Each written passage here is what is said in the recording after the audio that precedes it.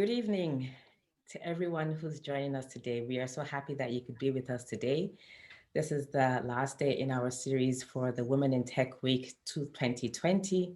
It has been a challenging year, and normally we would celebrate a bit bigger, but this time around we're a bit small. We would like to first of all show you the message from our um, founder Ethel Tech Kofi. Week 2020. Women in Tech Week is a festival of events that celebrates women in technology across the African continent. It's hosted by Women in Tech Africa.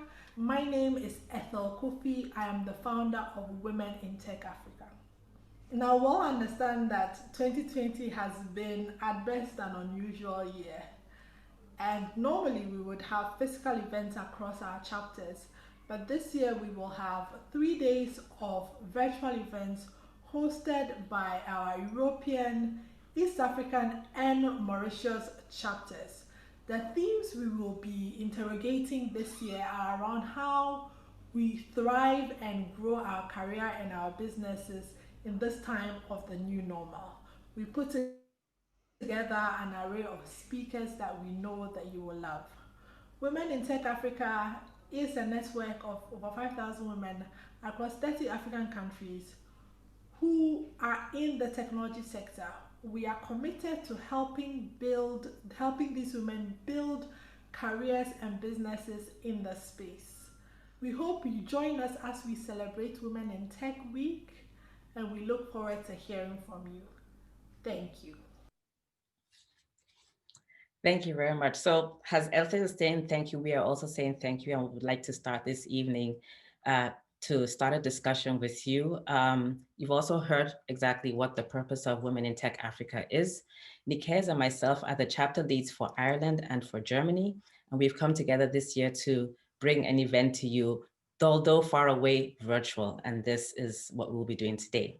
So I would like to introduce two of our speakers, and Nikes would introduce the other two of our speakers, and then we can get started. So I would like to say we have two people who have returned to us. So when I started with Women in Tech Africa 2018, Kave and Marceline were two of my speakers. That was the first event I'd ever had, and they were able to be speakers there.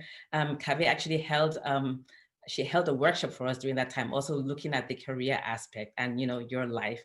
So I'm glad to have both of them. Kave is actually the exec. She now works with the company called Smart Recruiters. She's in charge of talent acquisition and for diversity and inclusion. Thank you very much for being here, Kave. And we have Marceline. Marceline is a public health specialist. She's also the founder of Health Improvement Initiative. She's a social entrepreneur, and her focus basically is helping and working with women who actually have anemia.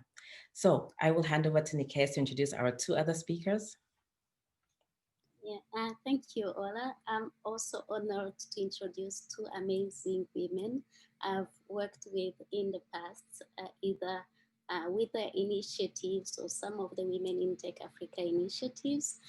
So first, named one of the first company's 100 most creative people in business in 2018 for giving African tech a global stage.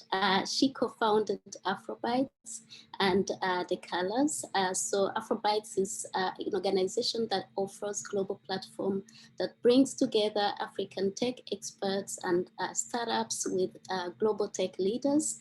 And Haweya is a person who uses her expertise to promote African brand.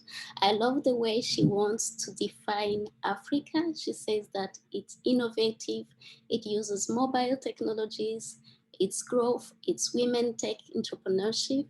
Please meet Haweya, who is an amazing role model. Yeah, and next is Magdalena. So she's named also one of the 145 inspiring women leaders by Diversing for 2020. So Magda is an experienced business and digital marketing strategist. She's helping female entrepreneurs build brands, and I love the way she says it. She's empowering them to shine and thrive on social media. online.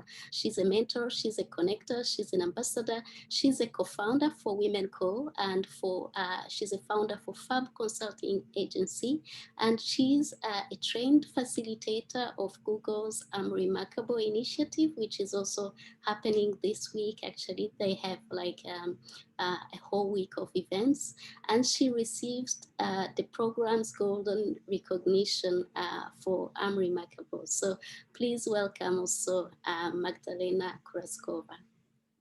Okay, handing over to you, Ola. Thank you. So all of you are entrepreneurs in some form. Kave, for example, I know that not only are you a serial entrepreneur, it's like you thrive in this environment, but you're also working. And I would like to ask you, when the pandemic hit, what was your initial thought, especially when you look at your work life and your business? Thank you, Ola. Thank you for having me. I'm so delighted I could make it. Like you say, I've always had my businesses on the side. I co-founded a career coaching company, and under that we have two other brands. One of them is Talent Diverse and Black in Tech Berlin. With Talent Diverse, basically we're trying to connect companies with diverse candidates. And so there is a great opportunity right now, especially for diverse candidates to be found by companies, but at the same time launching right now during the COVID period. And so being a founder myself, I always try to balance the waters, and I've always tried to keep employment on the side so I can actually live and pay my bills, until everything kind of picks up. And so when COVID hit, I was really, really stressed out. I was just mentally not in this space to do anything. And I think that everybody here can also agree. I also had kids, and so I was homeschooling. I was working full time. I had no time for my own business, and it was really a struggle. And so even for my own personal job, the job that I do full time, I struggle to focus and to really put my best out there. So at some point, I really wondered how long I will do this. I know, for example, with Marceline was actually planning to travel to Cameroon because I think they had already had the session planned with women over there. Marceline, what was it like for you? Because it's not like as if you can get online and work with the women that you're working. How did that work? And what was your first reaction also when the pandemic came in? Oh, you're on mute. Sorry. Before I answer your question, I would like to thank you for having me have this conversation with you and my other learned panelists. Just as you asked, when the pandemic hit, from the beginning, I also thought, like many other people, it's just a normal flu, it's going to pass. And when days passed by, weeks passed by, months passed by, I realized I had to accept the new reality I was getting into. When the cases of COVID were increasing and the number of deaths surging, I was like, now there's a trip that has been planned, a ticket that has been bought. How do I do? So I had to quickly figure out that now everything has to be online. So what I did was I tried to step up communication. It wasn't easy. If I were communicating only with people maybe here in the diaspora, it would have probably been easy due to the facility in technology. But in Cameroon, where I was supposed to travel to, it wasn't really funny. So I will spend hours upon hours on telephone calls. It will not work. I have to buy cards. But I just thank God at the end we tried to deal with the situation. And I had a group of volunteer nurses on the ground, and they were able to work without me. It's different. It can't be like when you are not there. It's like when you're there, but at least they did their best. Yeah, these times are not easy. Magdalena, I know you actually quit your job, right? Before the pandemic started. And I mean, at that point in time, what were you thinking? Oh my God, what did I do wrong? Yeah, exactly that, Oladini. I thought like, oh my God, I could choose the better timing. Could I?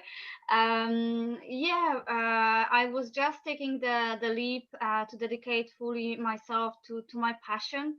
And you already highlighted we have that entrepreneurial mindset, so we are solution driven. So maybe not straight away, but I try to find that kind of opportunities in the challenges that we start facing it, and just kind of taking that time to fully stop for a moment and revise what I'm capable to do now with all of things that's happening. And of course, it was very frightening and overwhelming, as choosing the entrepreneurial path is.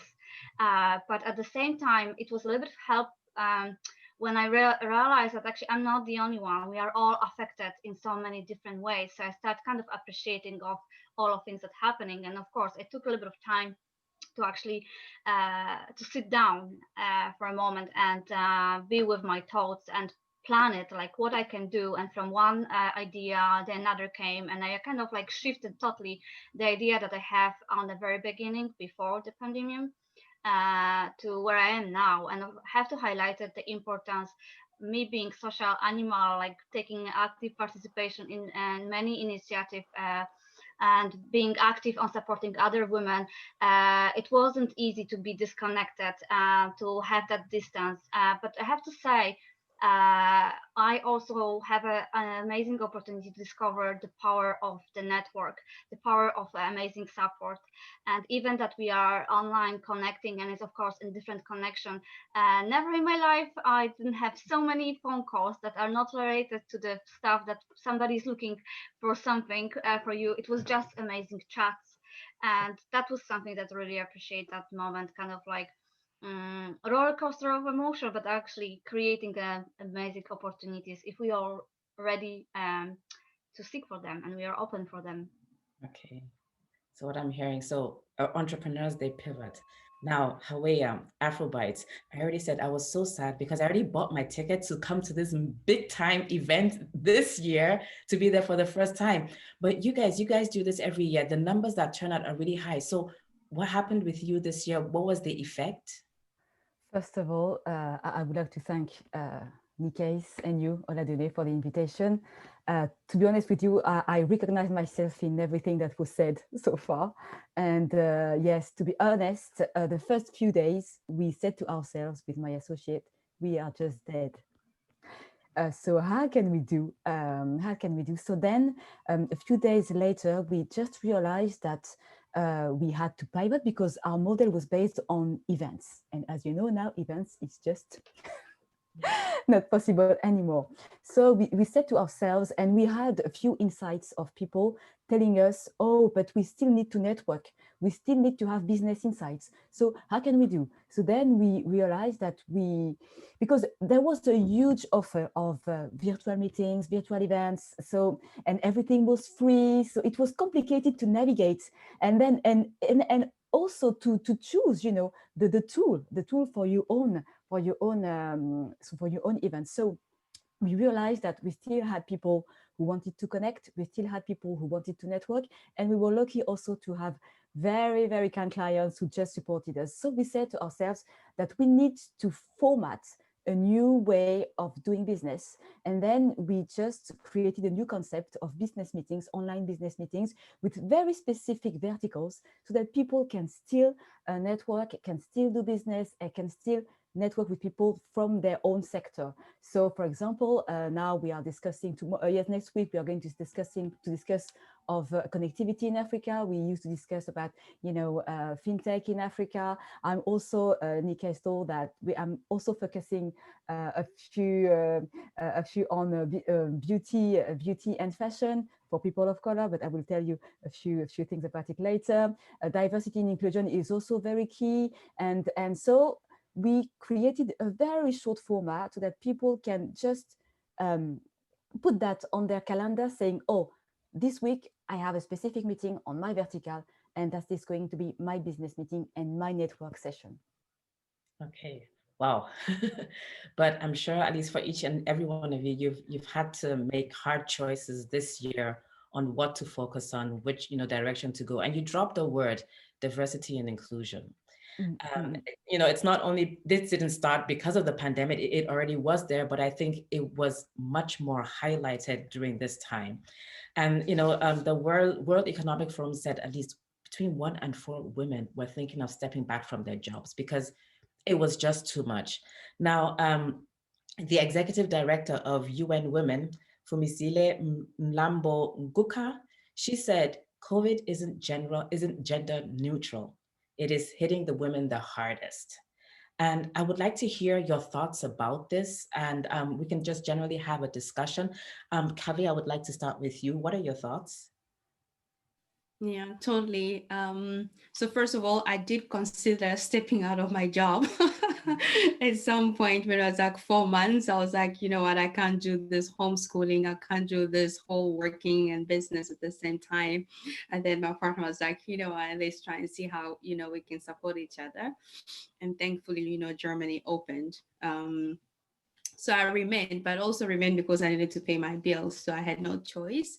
But at the same time, when we talk about globally for women, the reason why women are affected is because the majority of women are centered in services sector, you know, and the service industry is the most impacted area right now as we know it. And so a lot of women are out of work right now, which means they're dependent on their partner or they're jobless or they're homeless. So there's a lot of impacts on women because we're centered in industry that have totally collapsed. So it is the reality right now. And we just need to figure out how we can create systems of support for women who have children. I mean, if we have to talk about Africa, a lot of women are in the informal sector. You know, can you just imagine that there was a hit, you know, on their economies and their families and their children. And so, you know, it's really important to have COVID-19 responses that have a focus on women. And this needs to continue from now on until, you know, we figure out how to deal with this new economy. Yeah, and Marceline is nodding. How is the situation, especially with the women that you're working with in Cameroon? Oh, you're on mute. It wasn't really funny, honestly, because as Kave said, most women, when COVID hit hard, most women were in the hospitalization, tourism, and these were industries that were really hard hit. Everything was locked down. So like the women in Cameroon, most of them also actually were middle income women, and they basically didn't have anything.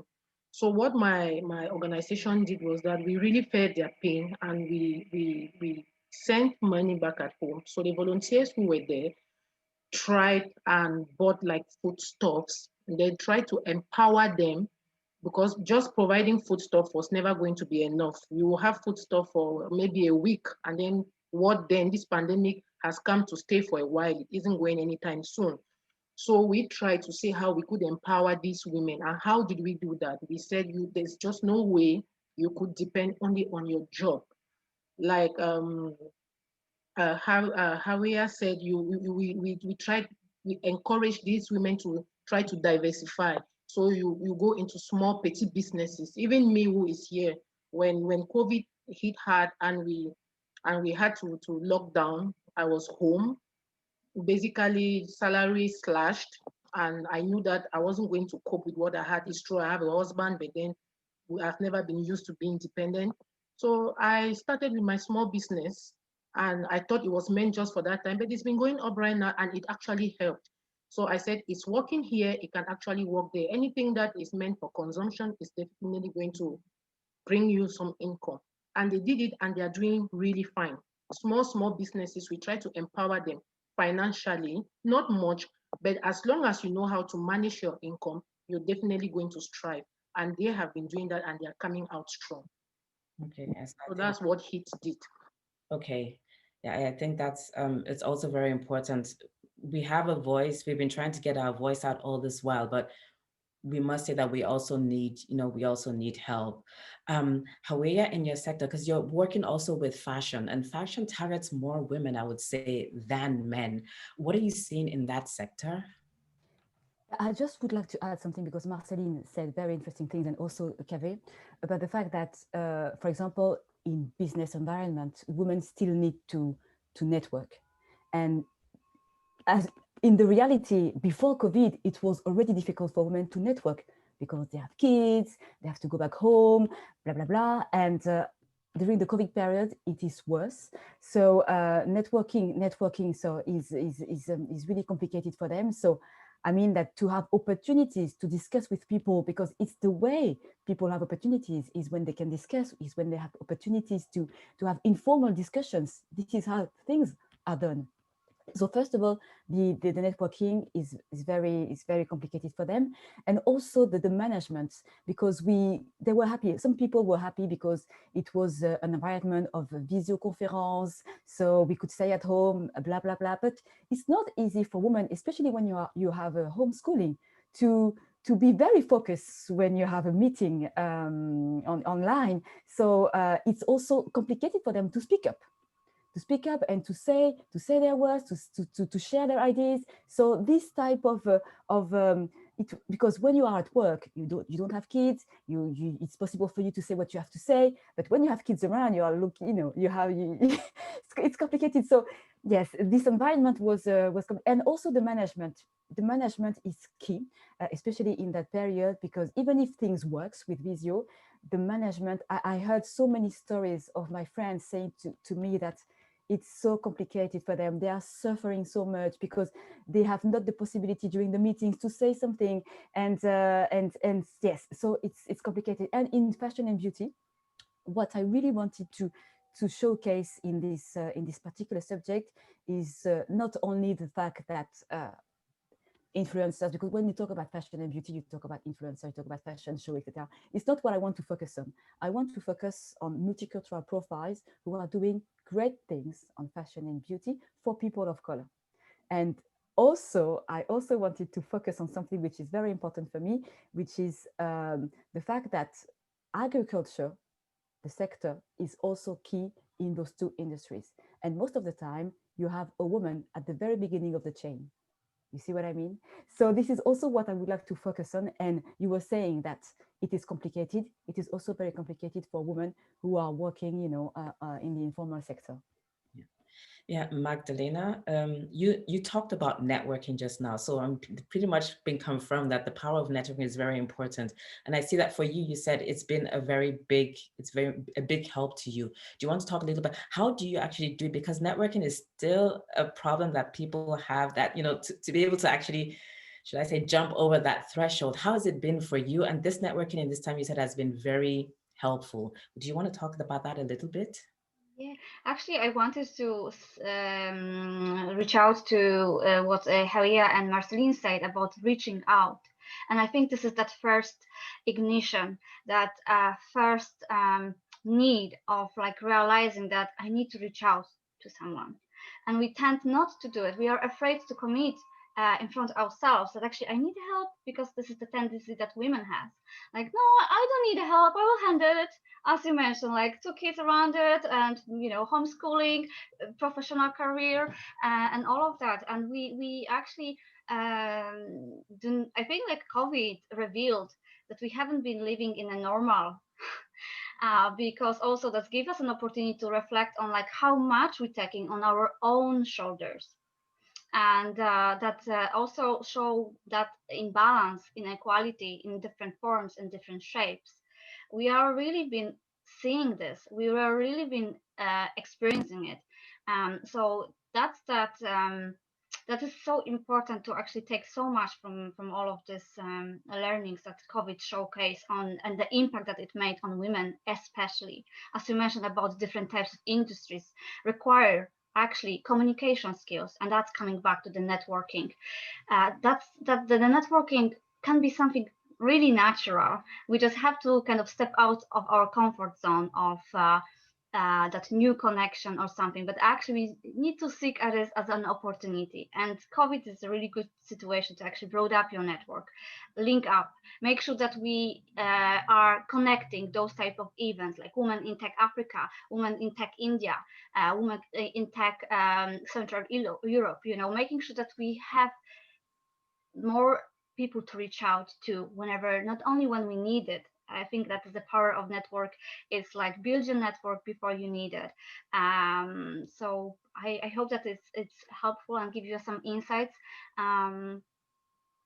Yeah, I think that networking is very important, especially this time, because you tend to find out that because you have many virtual events, you want to draw back from that because you're just tired, but then you then find out that many times you become maybe apathetic, or you just don't have the energy Overwhelmed. more, you know, and you feel, sometimes you really feel overwhelmed. You're like, oh my God, the next call. And then your child comes in and asks you for permission, and you know that you won't give permission, but because you're in a meeting, you sort of want them to go away. And you're like, you know, just do it. So you can imagine, you know, stuff like that happening. But the homeschool also was, honestly, I realized there were some things I really didn't know, and I had to secretly Google to find out. So I think it opened up a whole box, Pandora box. Reveal, yes, I think like that's part of the humanity.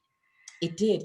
But what I found We embrace that part, which was invisible. We haven't seen a working mom, you know, or with a toddler on her knees with the laptop or something. It was like, you know, photo shooters, stock images. But that was reality. That was who we are. And that was a beautiful part of it. Like we could show that, yeah, I'm a mom, I'm a single mom, or I'm a busy mom, or I'm not a busy mom. No, actually, I'm tired mom, you know, that was a part of that picture. Yeah. And you will notice that you don't have a lot of images of men with children on their knees. Yes. And you also see that, you know, in companies today, most of the people who still go to, you know, to their work are men. Absolutely. So, you know, there is a saying, out of your mind, out of your sight, or something like that. Yeah, so out of mind, out of sight. Yeah. It means that if we don't see women, you know, they don't have access to opportunities. And if we don't see men, that's not creating more opportunities for them, right? To change that perception and change that ratio. And I feel like by working from home parents, that was a bit of challenge, but also great opportunity to test it. Actually, we both are working parents, and there's an equal responsibility to look after our kids. Absolutely. My case was quite different in the sense that when it came to homeschooling, my husband did more of that homeschooling thing. So even having time with the kids, helping, taking them out, I was really relaxed. So he was the one. I was really relaxed. Because of your professions, right? I saw a lot of men in probably in my industry, like technology, recruitment and branding really thrive during the COVID time. And I was really getting angry. I was just like, you know, like all these men doing so well right now because they actually don't have that responsibility, and you don't see no women influencer online who has kids because it's really tough, you know. And it's really something. My expectation was like men will actually step up and actually say, you know what, it's actually hard for us right now as, you know, two gendered, and this is what is happening at home, but I'm not seeing that at all, you know. Yeah. I'll stop now. No, I just think it's like maybe we also sort of fall into that role automatically because it's not running and you're not ready for a discussion and you just want to get it done, you know. And I just look at how it's affecting our mental health at the moment. I mean, many times you can't unwind. You lie in bed and you're thinking of the next two things that are happening tomorrow and what you need to do. Is like your to-do list is never really over. And then the fact that we're working from home just means that I don't need to shut off my PC at 6. Well, I can put it on standby and then make dinner and then go back at 10 and then finish up, you know, during the weekend. So, and you find out that there's more anxiety, there's more, you know. So Marceline, I would like to reach out to you because you're, you know, a health specialist in this area. What are you seeing exactly from the effects of COVID on mental health? Very good question, Ola. The thing is, it has been overwhelming. The workload for both women and men, more on women, yes, because most women were at home. What do I mean by this workload that was actually overwhelming? The fact that career women had to work from home. They had not been used to working from home. the office space was there. They had all the time to be able to concentrate. Everything was at their disposal, but you are in a new working space. And then not only that, there are children around you who are running up to you every moment. No matter what you put on your door, stop, don't knock, don't come. They don't care. They come, and then maybe they had been doing assignments, they need help. And then at one point, you will not, even after they are done their assignments, you will not allow them to just sit and watch TV the whole day. You need to keep them busy, try to distract them, all these things. And then you need a plan, you have to cook. Honestly, many people, I know many women who couldn't handle it any longer. It was too much on them. And they were already like, should I really quit this job completely? I can't take it any longer. And the sad thing about it was like, there was this isolation where no family members, it's only you and your small circle. No extended family will can come help you with what you were doing. So it really affected a lot of people psychologically. People were really stressed up. People didn't know what to do. Normally, when you are in a mental health situation, when you are stressed, you're depressed, what you need is to reach out to a close person. You need people who love you to be around you. But in this case, you couldn't, because you couldn't go to the next person. You could only talk. At times, talking is not enough. So really, mental health, this thing really drained people. And we have heard many people who've committed suicide, those who've been idling around and becoming addicted, not being able to sleep. So it's really been tough. It's really been tough. And on the other hand, I also thought that we've been trying to reach out to people, like in my organization, since we knew that during this COVID time, it wasn't going to be easy on a lot of people. So we reached out, and we were trying to give safety measures on how people could overcome their stress. Like, it's hard, there's COVID, you have to isolate, but you can do some physical activity. You can do that indoors, or you can go out and walk, not necessarily in a crowded area. We also try to encourage people to try as much as possible to sleep. It's difficult, but you have to try to sleep. We try to be positive, When you do all of these things, or some of these things, it relieves some of the pressure that you have psychologically. That is important. So I'll just throw it out to you ladies. What do you guys do to balance that, mental health thing? How does it work for you? Do you have a secret that you can pass? I really love to take naps just naturally. Like, that's my thing. Like, I have to nap, especially on the weekends. And so since my partner was here, like, I'll say, out, like, I need my me time. And then I started exercising, but I had to be conscious about keeping that up every morning, and really just giving myself a break to say it's okay. We're not rushing anywhere. We're not going anywhere. Nothing is going. There's nothing that I'm going to lose. So I should reduce this mental pressure. Flat. Get the goals done. Get this and get that done. Just relax and try to take care of myself a little bit. So it worked.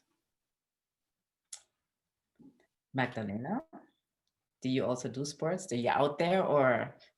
Well, I was very out there, and with the lockdown, I actually had an opportunity to slow down, take a little bit deeper breath, and reflect on those things that are actually happening.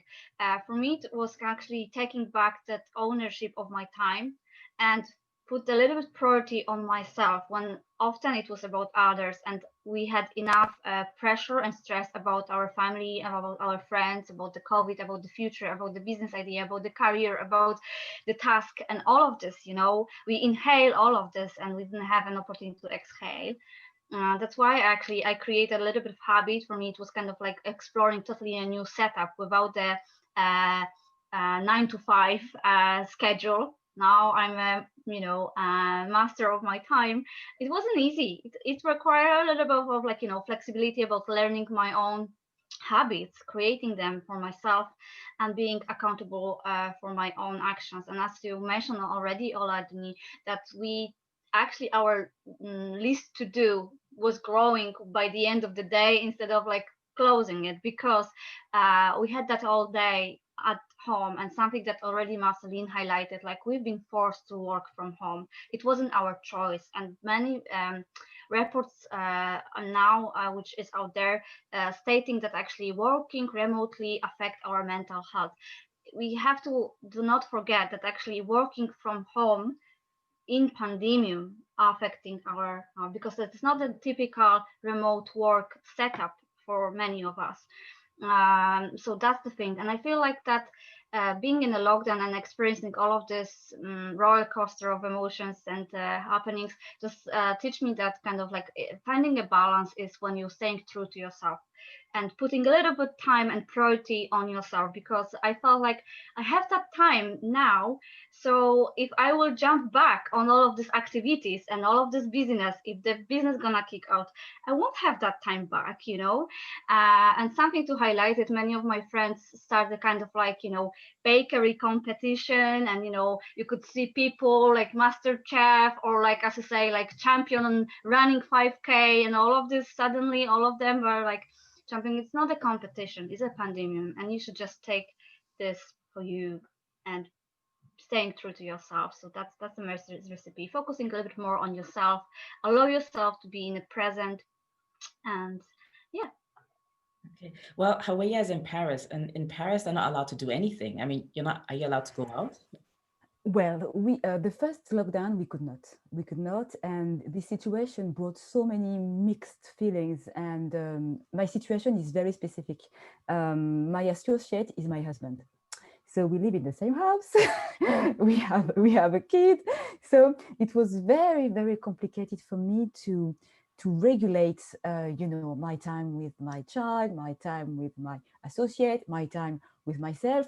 So to be honest with you, I was quite disturbed. But the problem was that because there was no school, I had to be positive because of the child who was around. So I didn't want to show him that I was not very well. So, I was not pretending anything, but I just wanted to show him that everything is okay so that he could be okay. So that was very tiring. And the thing is that, fortunately, he sleeps well. So I woke up very early in the morning so that he could just woke up around 9.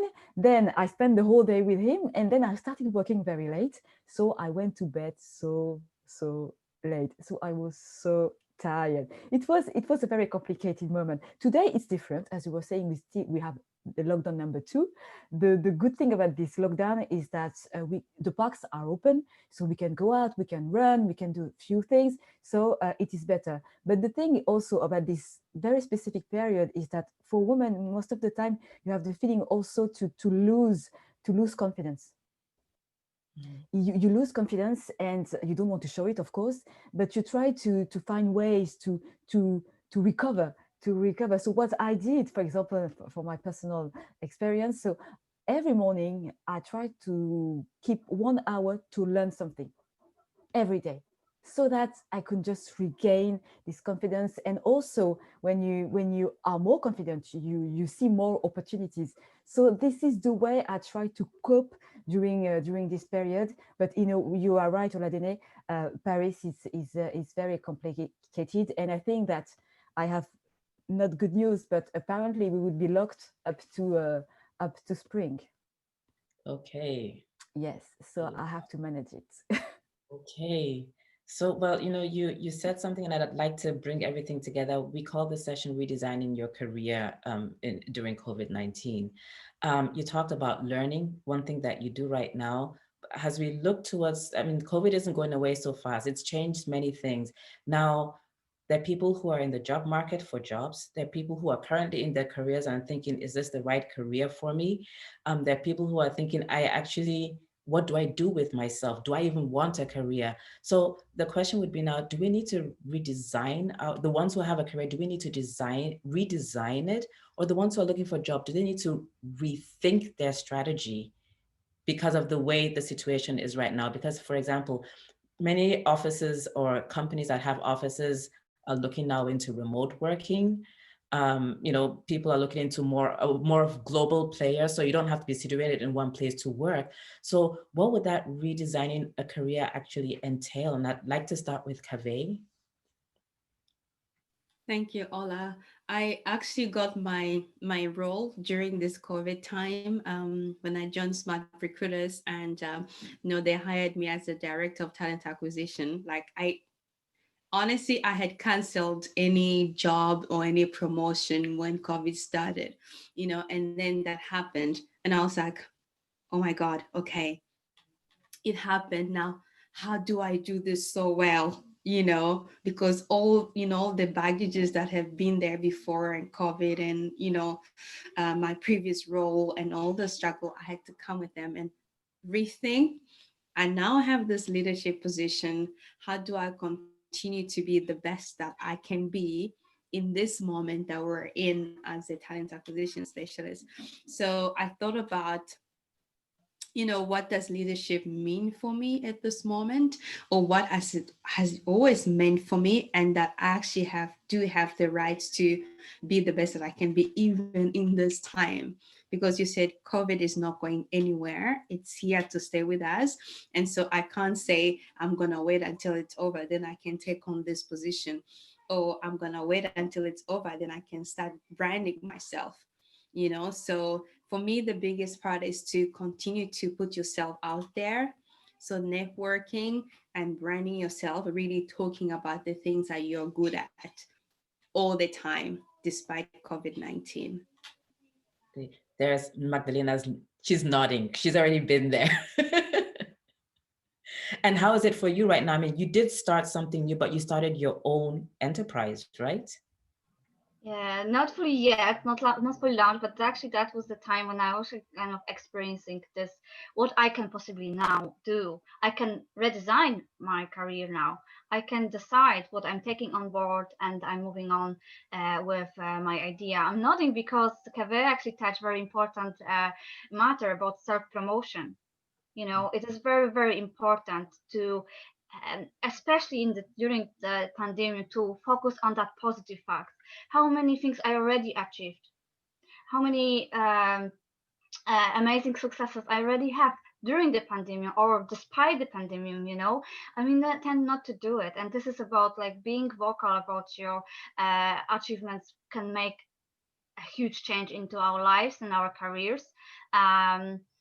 So we are in the control of our now, in our future. So I like that kind of redesigning part, not like adapting things. It's more like pivot, bringing something innovative, taking this as an opportunity. Many people who I spoke with actually made that pivotal moment. Many people actually not lost their job, but choose to change their job, choose to actually go with the remote work, with different options, appreciating time with the family, appreciating more time for themselves. Some of them being like introverts, so they found it like their own way of working. So there are kind of like, there's something for each of us. So yeah, I was definitely nodding on what Kave said about that, putting yourself out there.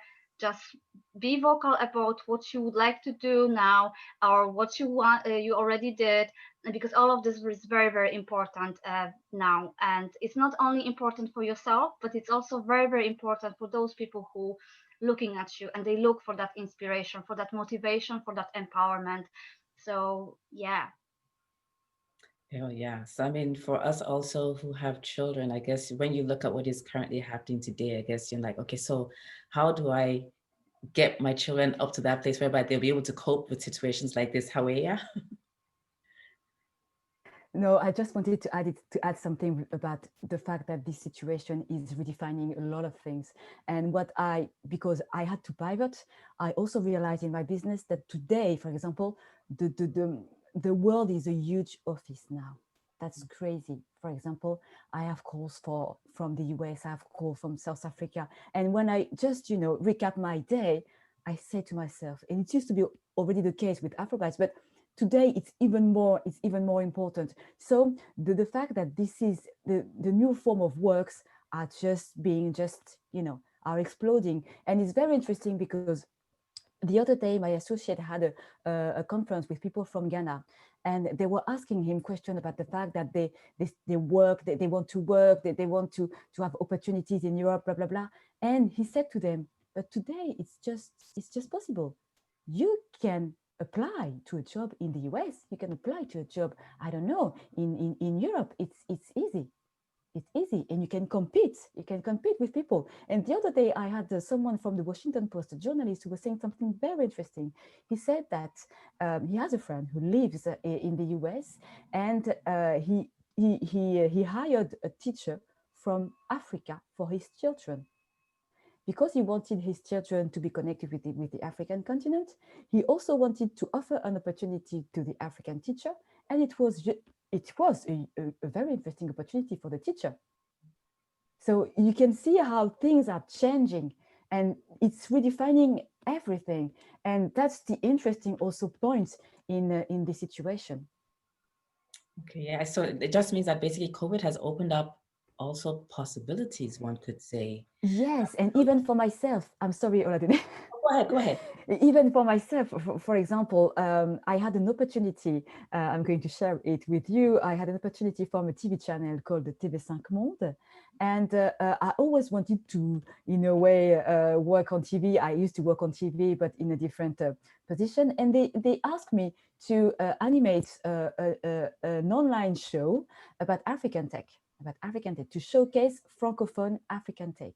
And you see, for myself and for what I am doing, it has a huge sense to showcase people, to showcase role models, to say to young people, there are opportunities where you are.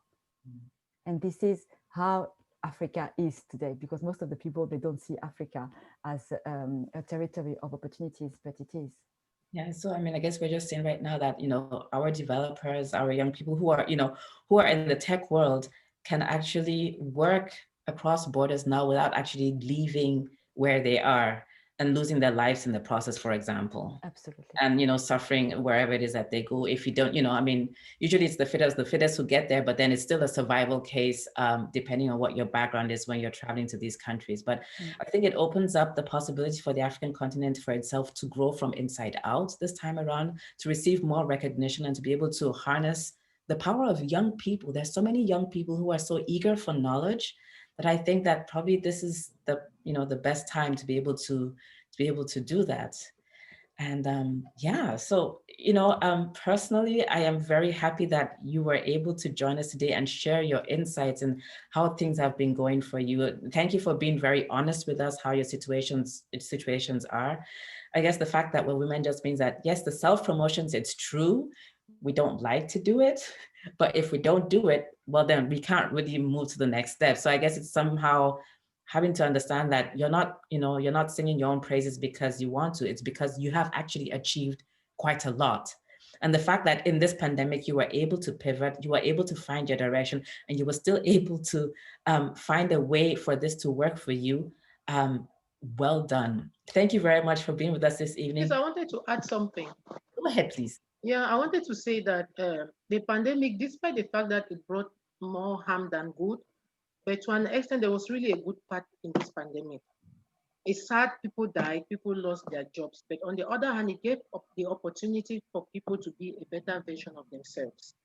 Okay. For example, during this pandemic, I really took time to redefine, to get the better version of me. I was able to do, since I like working on projects, awareness projects, I had the opportunity to do more courses online. Okay. That will benefit me during my projects. I did a couple of them and it was really eye-opening. If it weren't for the pandemic, I don't think I would have had time to do all what I did. But because of the pandemic, I was able to do that. So we shouldn't only maybe focus on the negative aspects of what this pandemic has brought to us. There's a positive part to it as well. Yeah, and I think that truly goes without saying, that, I mean, as you said, with the learning, for example, I think that's also very important. We always need to make sure that somebody said, I think the knowledge that was relevant yesterday is probably not relevant tomorrow. So it's like you always have to be on the ball to find out what is the next thing that we need to know. At least that you have a basic knowledge, and then you can, discuss with people on a certain level. Haweya, you wanted to say something? Yes, I just wanted to add something. As Marceline said, opportunities were also there. And the good thing about the fact that, in our sector, tech innovation, especially on the African continent, the digital transformation today, for most of people, it's not an option anymore. And what happened during this specific period on the African continent is that there used to be a kind of, I don't know how you say that in English, défiance between governments and innovation spaces. There was like a gap. Yeah, there was a gap. They couldn't understand each other. There was something not going on. But the good thing about that is that they could get closer. They could get closer because you had startups, suggesting, for example, geolocalization application, edtech application, health tech also applications. So now they are almost connected. Now they know the value. They know the value of innovation, of technology. And this is also what, the good thing that happened was the fact that they could, discuss now. Yes, absolutely. Yeah, so I mean, we call ourselves Women in Tech Africa, right? So we want to look at everything from a holistic view, but we're very happy that we can actually showcase innovation on the African continent, especially for us who are in the diaspora, because sometimes the story is different, what you hear from here and what you actually see on the ground. So that, it encourages me more excited that we're going in this direction. Magda, sorry, I just cut you off. Please go ahead. No, it's actually amazing what you just said. It's what's actually I wanted to add to it as well. Like because we've been challenged by unrepresented times, because we've been living with so many uncertainty. We shape the culture of our collaboration, and I think we are very kind of lucky to live in that kind of decade where actually collaboration triumphs over the competition. And that's a kind of a key kind of opening that redesigning and reshaping the future. Thank you. We have here a thank you from one of our participants, Maria Teresa Kadushi. I must say she was also a speaker for us last year in Berlin. She is also a founder. She's in the health tech sector. She says, thank you very much for sharing your insights. Globally, we have shared the challenges and opportunities that came with the pandemic. And as an entrepreneur, there were lots of new learnings and areas to adapt. And I think you said a lot about this today. And, we wish you, as we continue to move further, each one of you in your strength will be able to find what it is that, you need to continue to take little steps to adjust those things according to the way, whatever life throws at you. And I would like to say one last thing I would like to say. The UN Women has announced that the theme for International Women's Day 2021 is that women in leadership, achieving an equal future in a COVID-19 world. So you see, it's not going away so fast. So what are we going to be needing to do to actually achieve that equal future that we're talking about? So this is a thought to leave with you. So let's see if we have any questions. Oh, we have a question. So from your individual point of view, what is the next step for women to advance in terms of female leadership? Anyone would like to address that? I can start. The story that inspires me right now is the story of Kamala Harris. You probably all know, what's happening with her. But what I was thinking about Kamala Harris was, she was also running as president, before she became a VP, and nobody was talking about her. Nobody was paying attention. She actually quit that process because she didn't have, enough funds, to run advertising and campaigns. So this is a woman who wanted to get to a certain level of leadership, but then she had to to drop out because she didn't have funds. And it kind of told me or reminded me of stories of women in tech where, we pursue careers in tech organizations. We want to grow, we want to to advance, and then we meet barriers within the organization, or we quit, or we think this is not ours, unless we find somebody who comes in and step in and say, okay, I think actually Kave is good, at this, and she can do it. And so this gap that I think women want to be leaders, we're just not being given enough space and enough resources to get there. At the same time, we have to want it so much. So what really inspired me with Kamala is that she really wanted it. And even though she ended up being a VP, she really wanted to be the president, which is really inspiring. And for me, that tells me I always need to decide at what level of leadership I want to see myself before somebody else put me there. And then if that fails, then I can find ways to network, with others so they can help push me, to the level that I want to get at. If I may say something, I totally agree with you, Kave. The fact that Kamala is a role model, of course she is, but the thing that she pointed out when she won is that she's the first, but she won't be the last one. And she will do whatever she can so that people can come with her.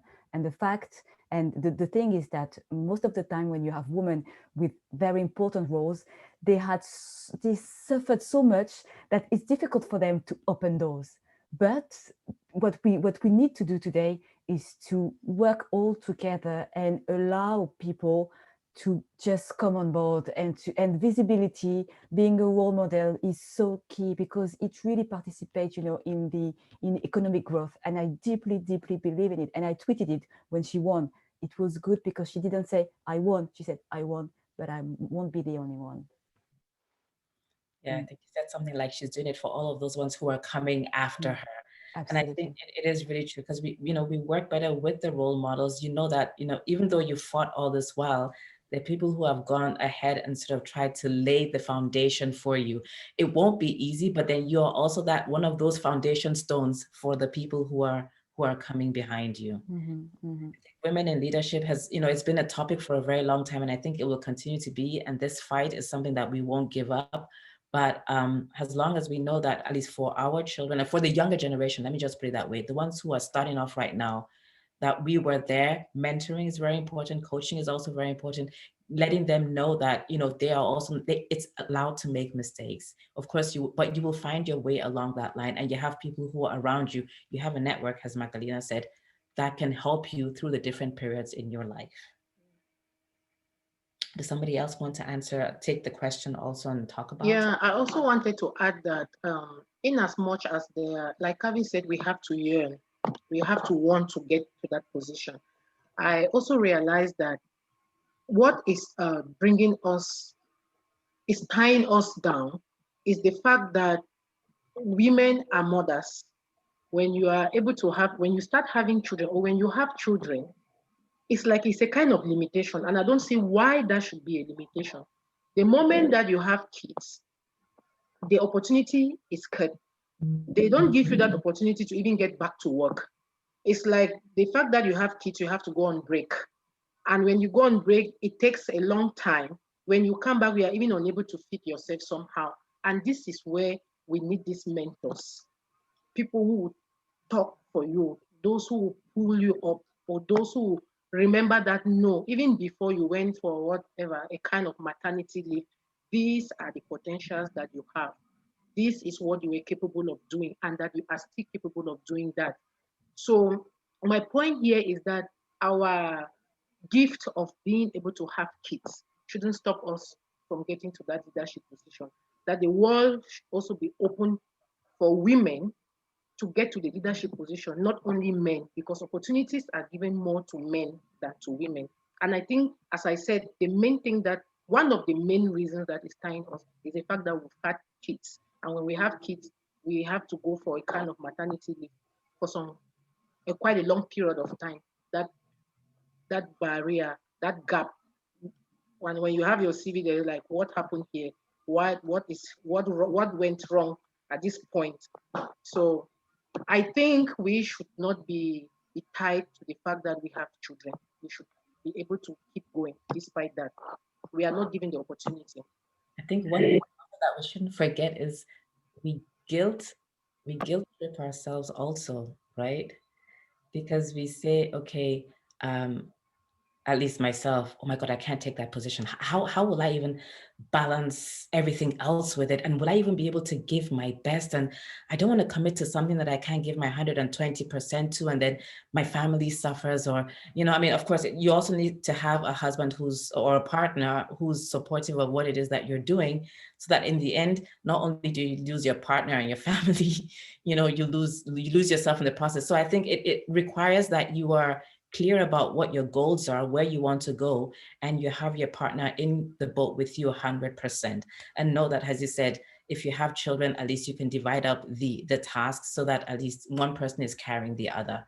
But I believe that as we go ahead, things will change. But, you know, change is also a process that takes time.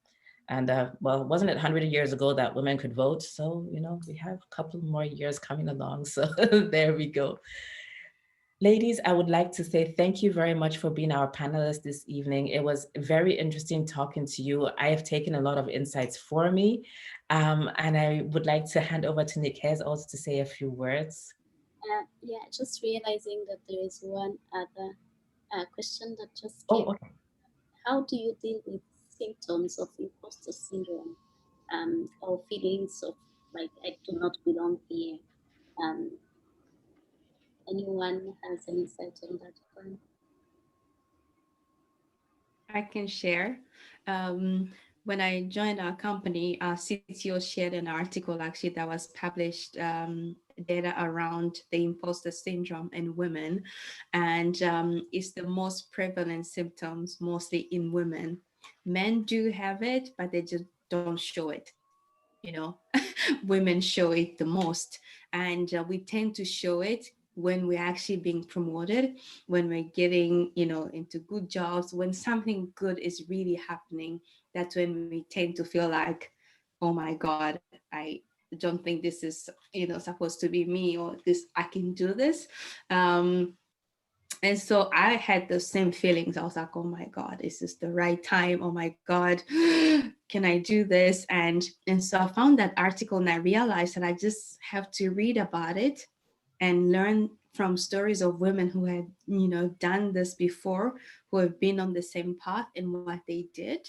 And, you know, and I spoke to some friends are like, you know what, just think about all the Toms and the Jacks and whoever, they also feel the same way. When you walk into that meeting room, they're also feeling the same way, but they won't tell you. So you don't do nothing. You just go in there, give your best and see how it goes over time, you know, but it's a process again, you know, and you just have to be conscious about it. Mm-hmm. Can I add something? Yes, it's a very good question. Whoever we are, wherever we live, wherever we are from, this is a question that all the women just felt. And one day someone told me something very, very, very strong. She said to me, Haweya, when you go somewhere, when you go to a meeting, when you go to a meeting room and you meet someone, you are the only person who knows the journey to arrive to the door. You are the only person. So you have to think about it and never think about the fact that you are an imposter. And also think of the person you are doing it for. Those two things helped me so much. I just wanted to share it with you. I would like to add on this one, actually, if I can, Marceline. I love this what you said, because actually we having our journeys, we're not trying it, of course, but like when it comes to imposter syndrome, and it is strongly affecting women, but actually imposter syndrome has no gender, no age, no ethnicity backgrounds. It basically affects everyone. We kind of having that limiting belief, it actually prevents us from seeing that remarkable attributes and achievements that we have. So it's really, really important to realize that you're not the only one. And what is actually really important to acknowledge too is imposter syndrome often affects the high achievers. And that's why it's often affecting women, because we have a high tendency of being high achievers. So I found it kind of start finding a comfort on when I feel that discomfort of like, oh, Mr. Imposter Syndrome is knocking my doors. I'm not good enough. Who am I to be a mentor for women in business or women in tech? I don't have a 15 years of experience. Who will be listening to me? All of that. You know, you mentioned about my business idea. I thought like, this is the worst time. You know, who will be buying the strategies on building your personal brand online when we are crap? But actually, it is the best time. So when I have that cringing fear when the imposter syndrome is knocking my doors, I'm just kind of like welcome it, because then I know that actually I make a progress. This is when I'm actually stepping out of my comfort zone. And instead of like, you know, getting back and refraining from doing stuff and just not allowing it to stop me. And we are in the control of that. So do not allow imposter syndrome and any other factor stop you from doing what you want to do. Be that change in the world that want you to see, like Michelle Obama did, Kamala, Jacinta, and all of these women there. They just believed and they follow their passion. They stay true to their values, and they speak about themselves. And look at them. So be that role model to those who seek that inspiration. Yeah, that's it. Thank you. Thank you. That's an amazing, actually, closing remark, Magda. Really, like, for us to be I confident. feel everyone should join the I'm Remarkable. Be confident, and that confidence will help us go, you know, further and further. So thank you so much, everyone. Thank you, Haweya, Ola, Marceline, Magda, and Kave. It was really a lovely evening, and I really loved the insights I got, and I hope that all the attendees also benefited a lot from this.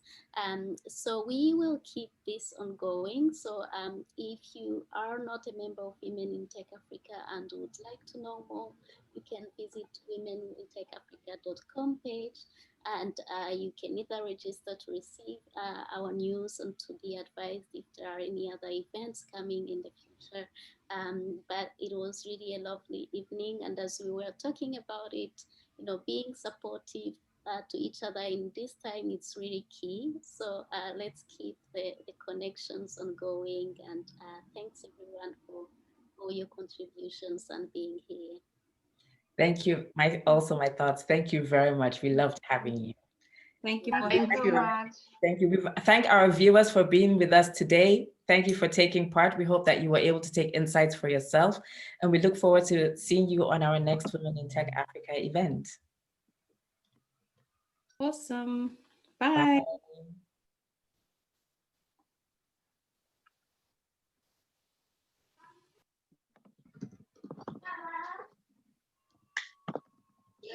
You are really terrible. It's